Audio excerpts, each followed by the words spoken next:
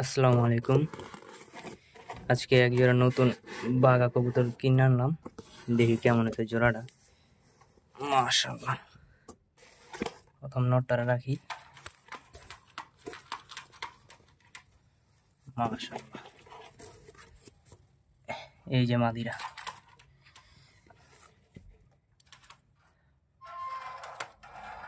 একটু বললেন জোড়াটা কেমন হলো?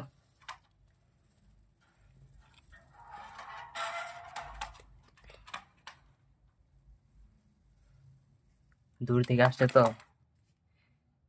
ভয় পাইতেছে।